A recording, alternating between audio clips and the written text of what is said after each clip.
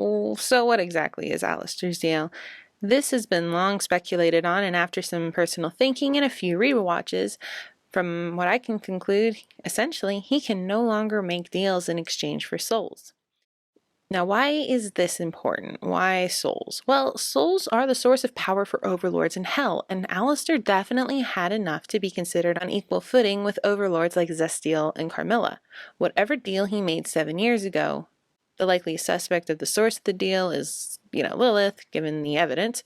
It restricts his power and prevents him from gaining any beyond what he had when the deal was struck. It clips his wings, as it were. Look at how he acted when Rosie mentioned dozens of souls ripe for deals. He deflected and insisted he didn't need it. But why? He obviously loves making deals and climbing the ladder, and getting more souls would definitely help him to achieve it. So why does he not take Rosie up on her offer? It's not because he doesn't want to. No, he practically salivates at the idea of taking a soul. But it's because he's no longer allowed. He can still make deals, like when he made his deal with Charlie. He doesn't want her soul because he can't take it. He's bound against it. So instead he asks her for a favor which binds them, but not as completely as Husk and Nifty. Speaking of, why are those two still with Alastor? Well, it's because they made their deals before Alastor was chained to his, and it seems a condition of his deal is he gets to stay at the level he was when he sold his soul. What's more, they may actually be tied to his power. It could be they are the source, and if he releases them, his power will break, so he'll never release them unless he can free himself of that condition. This means it's unlikely, unless Alastor has a change of heart, that Nifty and Husk can't be redeemed, not because of themselves, but because their souls are no longer theirs to redeem. Selling your soul literally gives the owner power over you that restricts and breaks you away from the normal rules of existing in the afterlife. Look at Husk and Nifty. Neither one of them can leave Alastor's side. Husk has to work as his bartender and Nifty works as the maid, not because they really want to, but because that's what he told them to do, and they are bound to obey him. Now, it's likely whenever he made his deal, Alastor was at his most desperate, and given the timeline, it was probably right after his confrontation with Vox. Whatever Vox did to Alastor cost him dearly enough to make a deal that restricts him, but there has to be something in it for him in the end. Well, what could it be? The likeliest answer is a seed of higher power, but how? Well, if his handler is Lilith, then it stands to reason it has something connected to the hotel.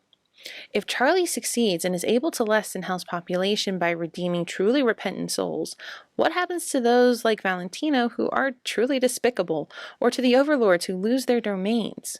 They are left behind in a starry state, just ripe for making deals. Overall, the deal ends in a win for Alastor, but only if he can help Charlie succeed, something that hasn't yet been confirmed to the residents of Hell just yet. Hence his invested interest in the hotel. As it stands, he's the most powerful being in the hotel. We're not counting Charlie, she's a league of her own. So to those who are less, like Angel Dust, he's very powerful and intimidating and can easily overpower most threats. Even Husk is afraid of him despite knowing Alastor's condition. He easily bluffs his way into the position of default protector until the fight with Adam. That's when we see the literal crack in Alastor's armor. He can't overpower angelic beings. He can't protect the hotel as he intended, and he can't because he isn't that powerful.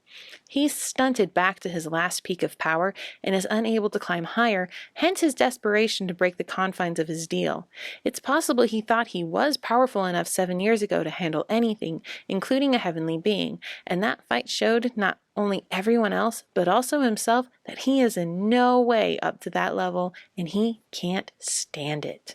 While he's still loved by the residents of the hotel, except Lucifer, now that Vox has broadcast his defeat, no one will fear him as they did before. He was seen as untouchable, and now that Facade is gone, Alastor is now shown to be weak, and his enemies will come for him.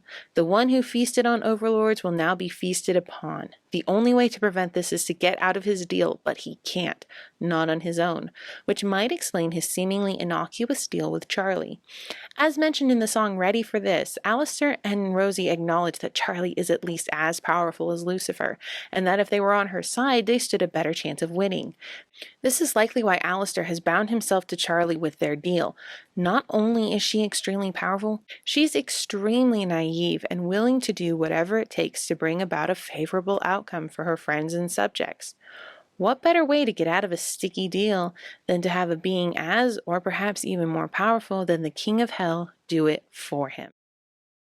Hey, thanks for watching. I hope you enjoyed the video. Don't forget to like this video and subscribe to the channel so you never miss an update. We have a Discord and a Patreon. Consider joining to become a member of the 104th Titan Squad today.